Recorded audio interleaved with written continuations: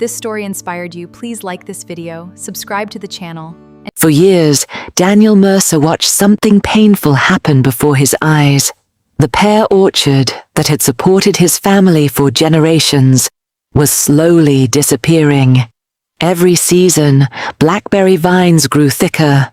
Tall weeds wrapped around irrigation pipes. Brush covered the spaces between the trees, making it harder for workers and equipment to move. Keeping the orchard clean became more expensive every year. Fuel prices increased. Labor became difficult to find. Herbicides had to be sprayed again and again. Yet, despite all that effort, the harvest kept getting smaller. Daniel realized he couldn't continue doing the same thing while expecting different results. Then, one day, he made a decision that shocked nearly everyone in his farming community. He parked his mower, reduced herbicide use, and brought almost 200 hungry goats into his pear orchard. Most people laughed. Some believed the goats would destroy the trees. Others said he had finally given up on farming.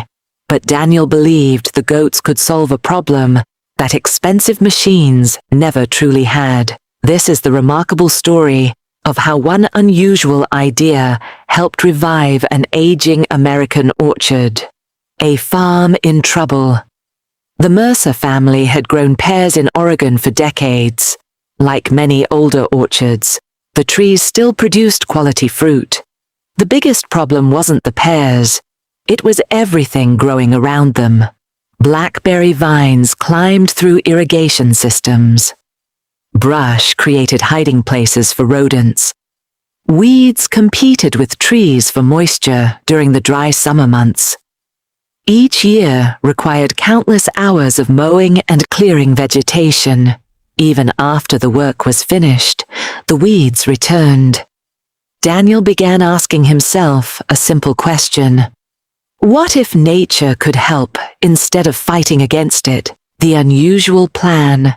Instead of purchasing another expensive mower, Daniel purchased goats, nearly 200 of them. But this wasn't simply letting animals roam wherever they wanted. Everything was carefully planned. Temporary electric fencing divided the orchard into grazing sections. Young trees were protected.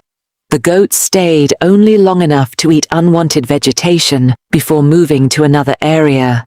This method is known as rotational grazing. Rather than destroying the land, it allows vegetation to be managed naturally while preventing overgrazing. Within days, the goats attacked the blackberry vines. They stripped leaves from thorny bushes. They cleared weeds from irrigation lines. Places that machines struggled to reach became clean without burning a drop of fuel. Doubts from the community.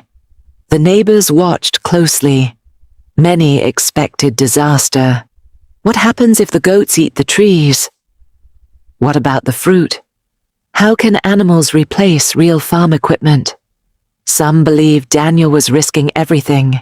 Even experienced farmers questioned the idea. But Daniel understood something important.